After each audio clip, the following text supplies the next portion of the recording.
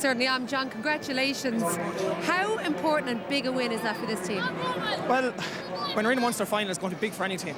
Do you know, we haven't performed well in Munster the last 2 years, but that's down to Limerick being a good team. So Limerick aren't a bad team. We are coming here today knowing what Waterford are going to put up. Like, Waterford are a serious team that have a big say in the championship yet. We came in here into our home ground, Thurles, where we belong. There was no way we were going to lose that match today. Not a hope. No matter who you put us against, we would not have lost that match today. Not here. And not with this bunch of players. Well, you said you knew what to expect from Waterford, and yet you found it quite tight in there in the full forward line, didn't you, today? Yeah, we did, but Waterford set up in the way that they want to set up, and we set up in the way we want to set up. Do you know, that works for Waterford and fair play to them. But look, we weren't trying to get to, you know, suss out any systems. We were only got out there to hurl, and if we were able to open them up, so be it. We went out. We didn't manage to get any goals today, but we got enough points to win the game. That's all that matters to us. Yeah, well, I hear you have a cup to go collect, so I better let you go, John. Well done. Time here in Tipperary. They will absolutely love the fact that they're back as Munster kingpins. There's the Tipperary captain from Borrisoleigh, Brendan Maher, Robert Frost, the chairman of the Munster Council, and O'Callaghan's Millsman. And he's going to be saying a couple of words and also savouring this particular moment. This is the one that they've been looking forward to when the trophy, the Munster Hurling Trophy, is going to be presented from Robert Frost to Brendan Maher from Borrisoleigh, just down the road here, captaining Tipperary. And they've done that. Yeah, and they have, and you know, they have the cup, and that's all that it will be forgotten about now. But unfortunately, it wasn't a good game. We're probably talking about tactics and systems again, while the three of us would probably rather be talking about scores and goals and saves, and it just wasn't that kind of a game. And it's probably been, you know, synopsis with the whole hurling championships to date. It hasn't really took off, and today's game never took off, as Michael made reference to. And Tip just, to be honest, Tip had a bit of hurling skill. Bubbles put 2 frees over the bar from impossible angles. If you put them over last year, one of them over last year, I wouldn't have another order man in my pocket. But like he got 3 other points from play, and Maurice Shannon was the only one who could do that for Waterford, while Tipperary had John O'Dwyer, Niall O'Mara, Patrick Bonner-Maher, and obviously Lars Pine came on, gave the crowd a big lift. And you talk about energy, and Tip just, they were the better team and they got more scores. Mike, at half-time, Dara, big decision. Michael Breen, young fellow, was on the first half. It wasn't that he was playing that bad, but he was out of position. So they decided to bring on Lar, but what did they do? Lar into the forwards, brought back Brendan Maher, and he picked up Kevin Moran. That, to me, was the win of the match, because Moran was having a fantastic game in the first half. They knew who to mark. Now, Brendan Maher is a good hurler, but he's not really, he's more at home in the half-back line midfield, more at home at half-back, really. But he picked up, had a job to do. Breen was going okay. It wasn't that he was that bad. It was just, unfortunately, Lardy went up front, and to me, there was more balance in their team. As Henry said, they had to pick that scores that bit easier. But Waterford stayed with them for the whole way through. They needed a goal. The game needed a goal. They had a chance, but didn't get it. Like, so they had 2 chances, actually, much like Clare last night. Didn't get the goals, therefore, they just hadn't enough kind of sharpness to get the points from out the field like Tip had. Well, when you look at Waterford all through the year, you know, they had this massive energy level. Everybody was saying they were the fittest team in the country. No, they didn't look the fittest team in the country today. I suspect this occasion got to Waterford. From the very start, we even said here, they looked heavy-legged. You know, players looked puffed even very, very early in the game. You know, fellas like Jake Dillon, not their usual self at all. And the biggest problem with them is that, in the fairness now, their defence smothered Tipperary very well. Yeah. And you know, a lot of Tipperary danger men did nothing at all today, or did very, very little. Bubbles picked off a few nice points that he will always do. The big problem is when the ball goes up to their full forward line, they have 1 man inside, there's 3 against him, and the ball is coming out faster than it went in. So I cannot see them becoming a force until they rectify that problem. I know Cyril arguing that's the way the game is played now, but Tipperary held on to the ball in their forwards much better than Waterford. I'm going to interrupt, lads, because we're going to hear now from the Waterford manager, Derek McGrath. He's with Joanne. Derek, hard luck today. What is your assessment of what went on out there? First of all, just immensely proud of our lads to the journey they've been on. Obviously, we've been defeated today, but there's no glory in defeat as such. We didn't come here to be defeated, but just very proud. In terms of an assessment, it's very hard straight away, but obviously a very tactical game. I thought after the initial first 10-15 minutes where Tip looked like they want to, you know, steamroll us, if you like, that we got a good grip on the game. We kind of were grinding it out, if you like, and we're very happy to go in, kind of level our point down at half time. And I just thought the period just after half time with a couple of chances, etc. And Tip was just marginally better on the day, and I think, you know, we can have no qualms really. A very, very good team, so to lose to a very good team, whilst I'm contradicting myself and saying there's honour in it, you know, we can have no qualms really. Tip were just slightly better than us. Well, you talked about those few chances you missed at the start of the second half. I know at half-time Henry mentioned that you didn't seem to mind if you take long shots and you missed them, but did that cost you in many ways in the end? I don't think it cost us really. I think, we're playing to obviously a particular pattern where we don't mind shooting from range, if you like. But I think, there were situations where I think probably our use of the ball wouldn't be as good as normally, and we didn't, threaten as much perhaps, in terms of going forward as much as we possibly could have. But look, I think the overriding emotion for us is to come to Thurles, to be in a Munster final with I think we ended up with 4 out of the 6 forwards under 21, and to be, you'd have to be very proud of their efforts, and I think we'll all learn something from it, Do you need to get more of your score forwards on the scoreboard? I think any team needs to get more scores and forwards on the score, but I don't think it's as I said, an overriding factor for us. But do you rely heavily on Morris? Yeah, every team. I'd imagine if you go to every paper tomorrow, you'll see that most free takers or most guys that are marksmen, if you like, are probably getting 8 or 9 points. I'd imagine if you go to any, as I said, any paper, or you'll see tomorrow that we're not over reliant. I think the work rate of all the team, is probably the catalyst is to see that Morris does it at the end, if you like. But we're very happy with the overall application of all our lads, And it was so very tight until those last few minutes. Really, it was that Tip pulled away. Why do you think that is? I think Tip were probably a little bit more clinical in possession. In terms of Bubbles, Shamey Cannon when he came out the field, Jason Ford. When they got the chance, if you like, Lar. I think it's just a bit of quality and a bit of experience, I think, as well. I think some of our inexperienced players, perhaps, that we brought on, it's a big day for them, and we'll learn from it and we'll be back, Because defensively, it did work out in your favour today, didn't you? I mean, you caused them a lot of problems blocking up all that space. Yeah, but I think you're probably trying to marry our balance, being overly defensive and trying to offer an attacking trait, and that's where we probably got caught a small bit today in terms of, but it just couldn't fault the overall application of our lads. Just so proud of them, to be associated with them in some small part. It's very proud, and with there's 3 competitions. There's a National League, Munster Championship, and an All-Ireland Series. We won one, we were beaten in the final of another, and we've another to compete for. So we're looking forward to Dublin in Sunday 2 weeks. This day 2 weeks. So how much more is in this Waterford team? Well, there's lots more, and in terms of there has to be more, because if there's no more, we won't make any further advancement in terms of the All-Ireland Series. So we have to look for more, and that's what we'll do. We'll learn from it and we'll move on. Thanks for your time, Derek. No Thank problem. you. No problem. OK, good to hear from Derek McGrath. He always speaks well. And I suppose, Sarah, look at that point, we mentioned it before the throw-in.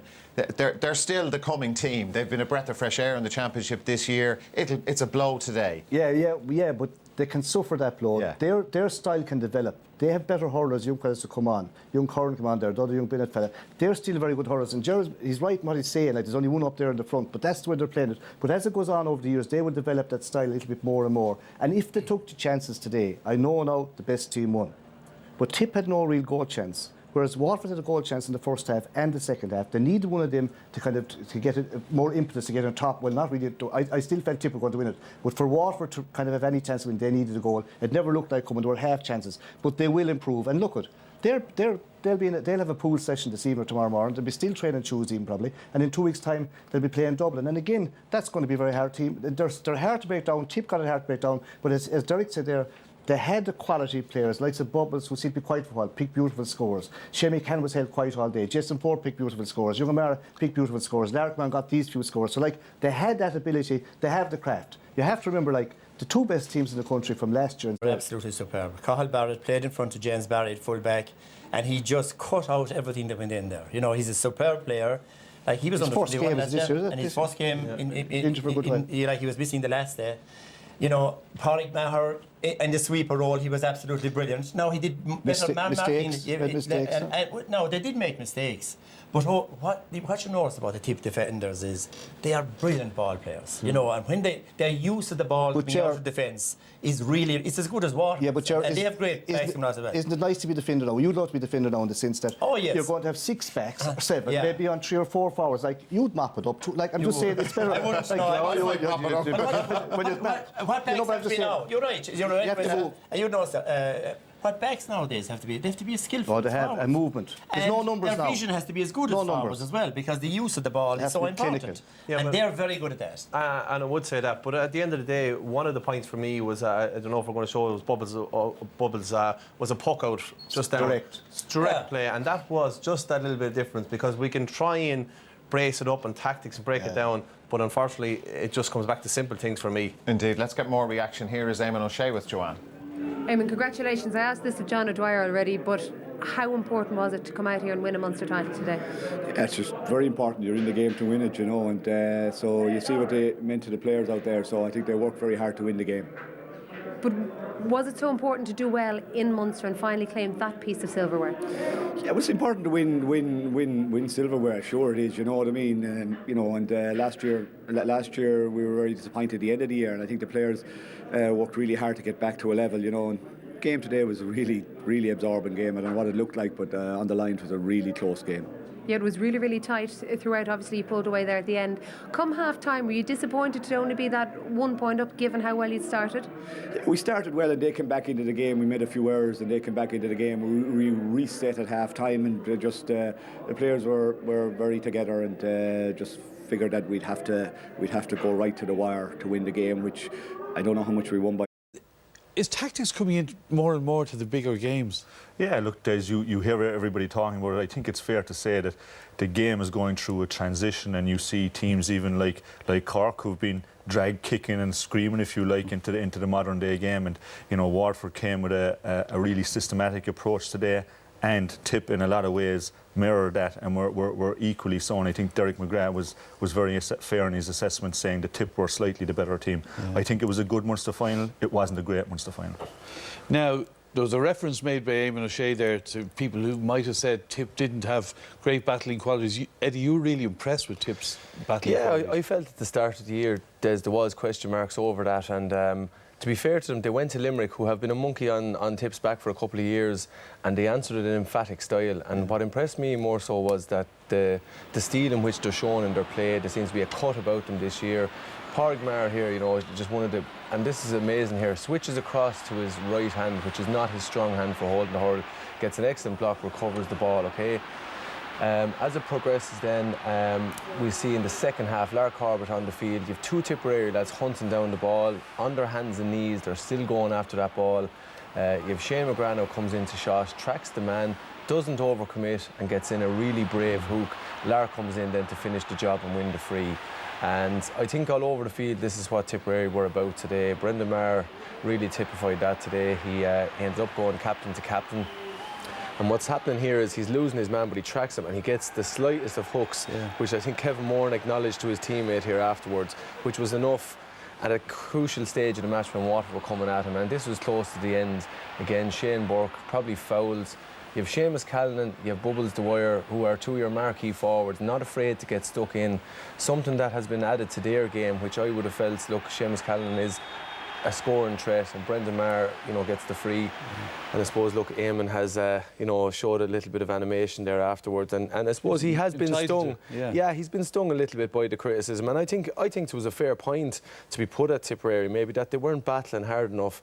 I would have felt not since 2010 we haven't seen a battle like that from Tipperary, and particularly their forwards today, because they were given a mandate, particularly in relation to the system that Waterford play, where they had to work their socks off. And to be fair to them today, they'd done that with enthusiasm. They hunted down Waterford defenders at every opportunity. Yeah, to take one of them as an example, he put in the work defensively, but he got some great scores as well. Bubbles, John O'Dwyer. Absolutely, Des. The one thing about Tipperary is they'll always be able to hurl, and I think when you think about hurling today, it was the first Munster final since the passing of one of the greatest practitioners of the art of all time in terms of Jimmy Doyle. And you watch Tipperary forwards playing that score there from Bubbles. The ball hardly touched his hand and he put it over the bar from the left-hand side. Here he is on the right-hand side, under pressure. Like even in this angle here, we're looking down from an angle and it looks as if he's got more space than he actually has. This was a huge free in the first half and really impressive, and Tipperary needed at the time. But this one here, when you see the lines and you realise this man is well over 100 yards out, and it must have been going through his mind. It was definitely going through everybody else's mind. The last time we probably saw him hitting a high pressure free like that was in the All-Ireland final. But it's a real pleasure to see a game in Thurles and see forwards like Bubbles playing the game of hurling. One man stood out in the Waterford attack as well for you, Eddie, Maurice Shanahan. Yeah, and to be fair to him, he's playing a role I would not like to be playing myself, because you're going up against three defenders, which in anyone's book, much as we all like an old challenge, I don't think I would fancy that challenge. But today, I think what we've seen with Maurice was he had to come out the field a little bit today. The quality ball wasn't going into him. We saw him having to roam out the field. He came out past the 45. That's an exceptional point over the shoulder. a little bit reminiscent of his older brother, who was busy keeping the sideline going there. But this just typified it really. He had to come outside a lot of the time, and he looped around Brick there and didn't get the result. But that role that he plays is dependent on putting in a lot of graft, putting in a big shift, running around after defenders, and you're very, very dependent on the quality of ball. And I think today the quality of ball just didn't go to Morris, simply because Tipperary had their homework done on him. They really focused in on tackling the fellas supplying the ball, and I think more importantly was the Tipperary defensive unit were communicating with each other. You could see that very obvious when we were looking at it today. And again, I think that was to counteract Waterford's strong point, which was, the ball into Morris. All right, well, maybe you could expand on that, because Waterford did have chances. They had some poor wides and maybe the quality of the ball in.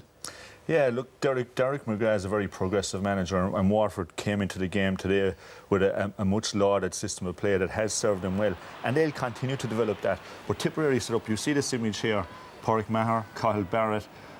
Waterford needed to transfer the balls, and it was one of the areas where their system, if you like, malfunctioned today.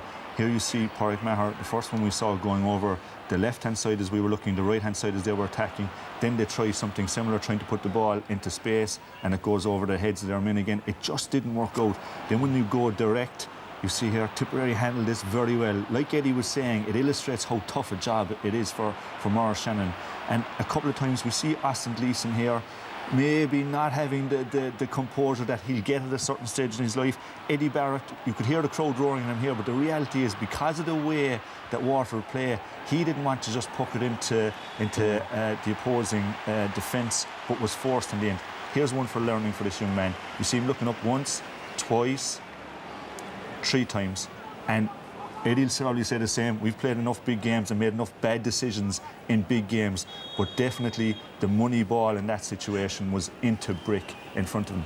When you're trying to get around a sweeper, Des, you need to play a quality ball down the wings like Cork are doing a lot of now. You need to work the ball through the lines, or else you need to try and work the ball in front of the sweeper and take him on from there, or else get the ball in and depend on the likes of Shanahan inside winning first phase ball. If you don't do any of those, you're in trouble. And playing the ball from distance into the middle part of the opposing defence is criminal. And particularly for that, to finish that point, is I think, as Donald was saying, when you get the chance to get an eyes up and hit your man, it has to go. He had 2 options for that one, so look, something for them going forward. And they'll learn from that system. There's all those players there. You can see the way they're learning, getting better. They're thoughtful players. They'll learn, and they'll learn from that experience. They're going to be a handful for anyone now. Absolutely. Okay, all right. And well, let's name our man of the match from today. Who are the nominees? So the nominees are Cathal Barrett, still a relative newcomer, but really growing. He was outstanding last year, and he was outstanding today again. Brendan Maher played a captain's role for Tipperary, and Maurice Shanahan. Eddie spoke about the tough job he had today, and he really stood up to that task. Okay, and who gets it, Eddie? Yeah, after much deliberation, Des, we went with the Borris-Lee man.